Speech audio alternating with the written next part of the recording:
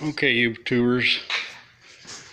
This is my 97 Ford Ranger four-wheel drive that I had the blinking light on four-wheel drive, shift on garbage electric motor. Well, we recently had a blizzard, and of course the damn four-wheel drive didn't want to work. So I said I'm done with this. And you know, I watched the video where the guy does the F-150 where he says to cross over the switch and put a positive and negative. I'm here to tell y'all that's just stupid. I don't even know why I tried it. I guess in my moment of, hey, I'm freezing, let's try this. And so I started experimenting with different things. Obviously you see parts of the motor. First I tried to make something happen where the screws were going to be almost a calibration system, but that system didn't work after all. And then I thought of another system where I would put this in there, run this on the top, and then I was going to run this on the top, and then I was going to put a U-joint here, mark where my two-wheel drive was, crank it clockwise 17 times, and it would put me right here where four-wheel drive high is. And then if I crank 39 times, it would put me at four-wheel drive low. And so I was going to put a universal here, and then I was going to attach it right here, drill a hole out through here, and then basically attach it right here, just a simple U. And then I was going to run a crank, if you will, like your old jack style crank, all the way across through here, attach it to the U joint, and just basically put me a little crank handle like the jacks and crank the 17 times or the 39 times or whatever it took. But then I thought, well, what if my crank bends? Then I'm jacked. Plus, I'm still getting out of the freaking truck. So then, guys, I came up with this system. This system works. I've used it extensively. The only problem is that I don't have four-wheel drive low. I'm working on that. This is forthcoming. This is like primitive for me to get my four-wheel drive while we're still in the snow. So what I did,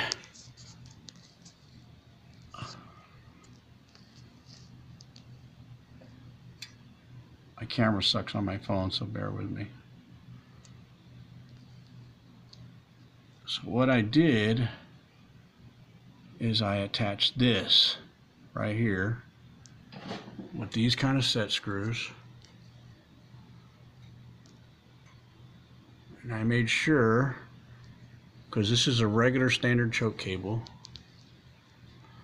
I wanted the clearance between the choke cable right here and the distance between here and here to be the same, so my cable would slide as straight as possible. Because keep in mind, it's a choke cable, they're solid, they don't have any flex to them.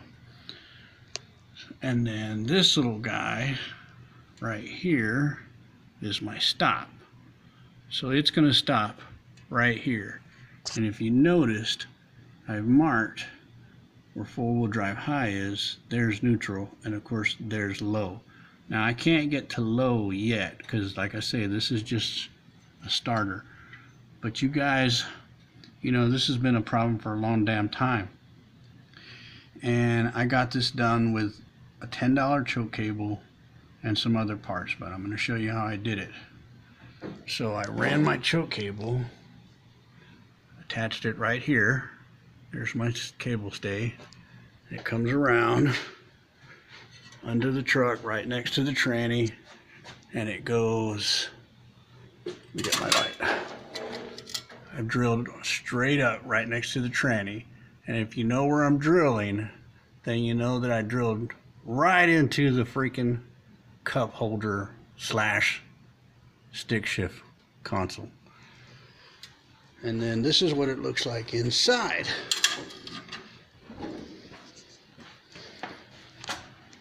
I'm showing you on a lift because here in a minute I'm going to crank it up and show you this thing works.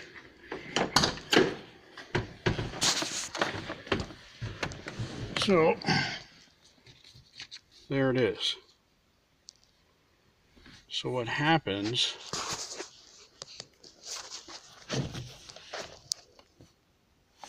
if I pull up on this, if I pull all the way up, and I purposely set it where I pull it beyond the cable so it won't go back in, and the cable down there, or any type of bounce, or if the transfer case just gets a little bit of pressure to it, because you know they'll move, it won't suck it back down. So with that being said, let's go back down again.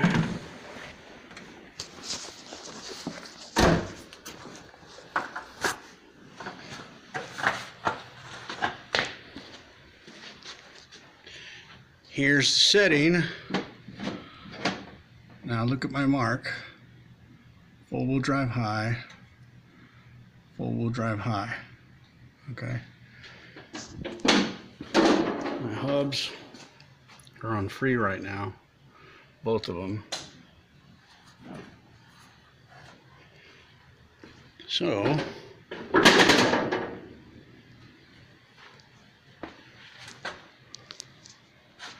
let's get up in the truck. Put the system back to two-wheel drive.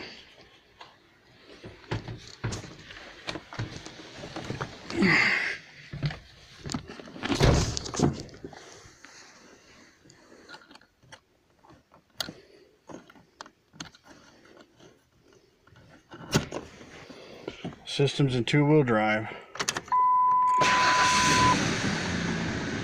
I'm gonna put it in gear. For YouTubers out there, I'm on a lift that's my own. Don't do this at home unless you're on jack stands or something that you know that you're comfortable with working. I'm not taking responsibility for anybody doing this on their own. So if you see, my rear wheels are working.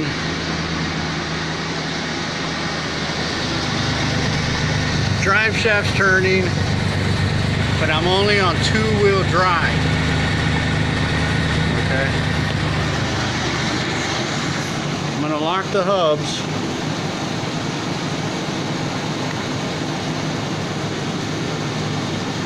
I usually like to give them a spin if I have up on the lift. Of course, you can't in real life, but when you're out there freezing. Okay, so I locked the hubs. Now we're gonna see how this guy works.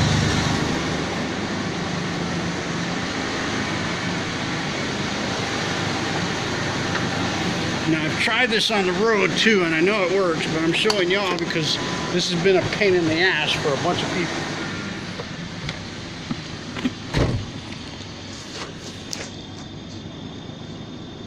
All right, there's our makeshift shifter, or new selector.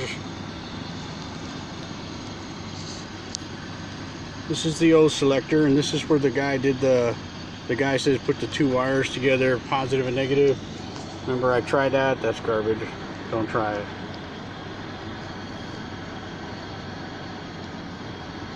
I didn't want to have to get out of my truck except to put the lock in. Alright, right now I'm in neutral. I'm going to pull up on my selector. It's four-wheel drive high right there. Put it in gear.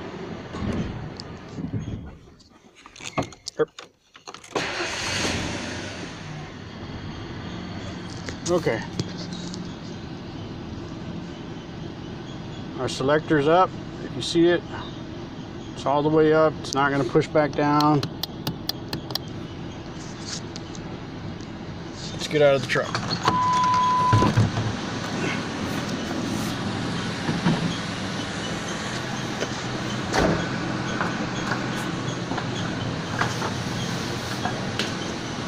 Okay,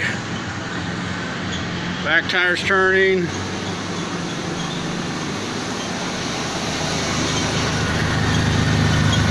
We're 4-wheel drive high.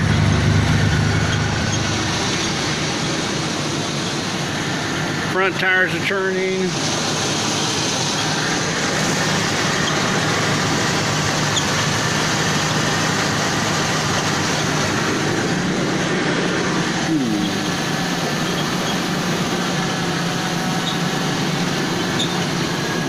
This locking hub. Apparently I'm having problems with the locking hub.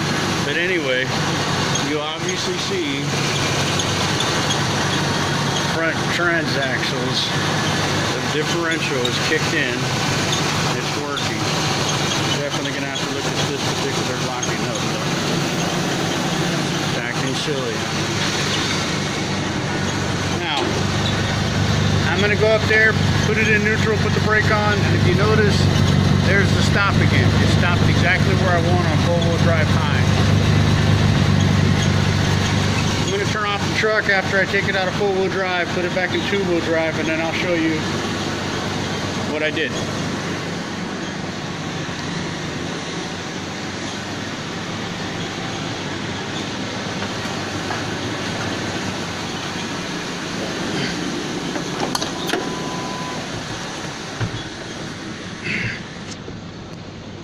Okay. Put it back in neutral, put my foot on the brake, put my little selector back into 2-wheel drive, turn off the vehicle.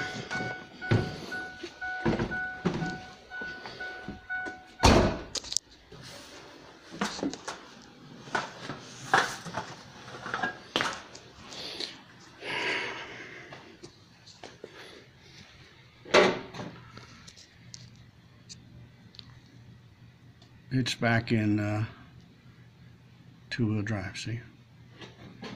Stopper's in the middle. No problem. Let's put our locking hub back on free.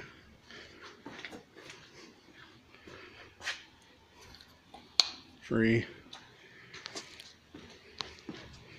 Now here it is, guys. This is all I did. I went out and got this choke cable set right here from O'Reilly's. Standard choke cable, but I have found out that really I should have gotten the one at Tractor Supply. I saw that one today after I installed this one. And theirs has a rubber coating around it, and it's a lot stronger and it won't rust because of the rubber coating, and that's kind of important up here in the north. So what I did is I took one of these. If you notice, it has a keyway for an Allen wrench to get in there. I took an L bracket, standard L bracket, cut it in half. I welded this to this right here, but I left the keyway facing out so that I can still attach it to the truck and tighten the keyway, or the the Allen set screw, whatever you want to call it. So then I used this particular hole as a guide. So when I welded this over the hole all the way around, I cut it off right here. That's why you see this cut off. I took a standard bolt that was threaded all the way up like this,